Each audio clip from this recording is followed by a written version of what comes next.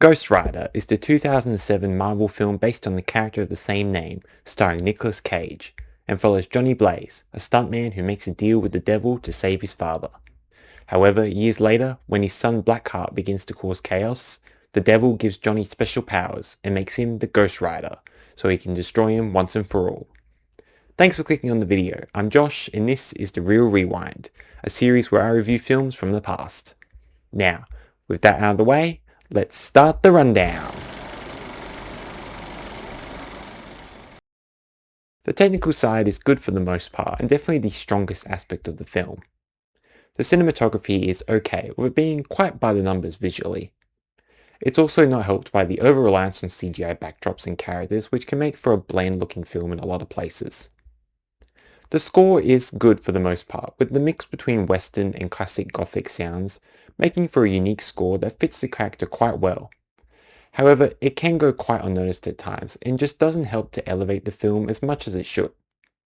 However, the visuals with Ghost Rider himself are actually quite good, with his flaming skull and flaming motorcycle, making for such striking visuals that really do still hold up today, and make it for quite an accurate look for the character.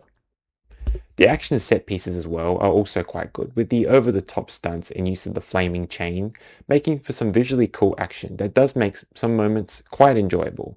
The writing in the film is bad, and overall just makes the film such a mess. The plot is extremely thin and predictable, with it being the kind of story you've seen in a comic book film many times before, just with Ghost Rider as the main character.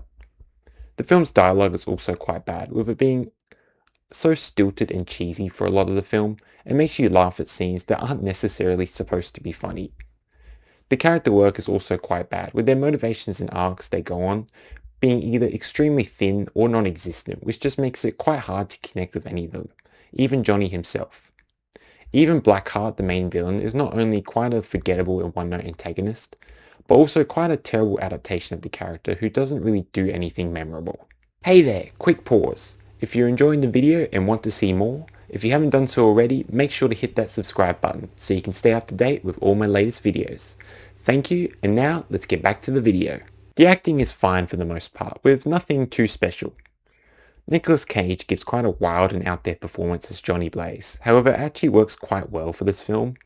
The bizarre memorable quirks that he gives does help to make the film at least somewhat watchable just for his performance alone, and helps to bring some enjoyment to some moments in the film as well.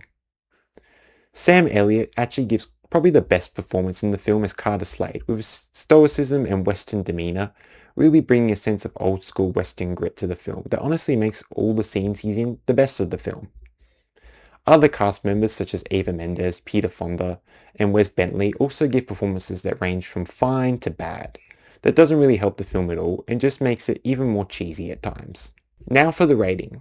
Ghost Rider is a bad film, with some okay acting, especially from Nicolas Cage and Sam Elliott, some good visuals with Ghost Rider himself, and good action set pieces that don't make it unwatchable.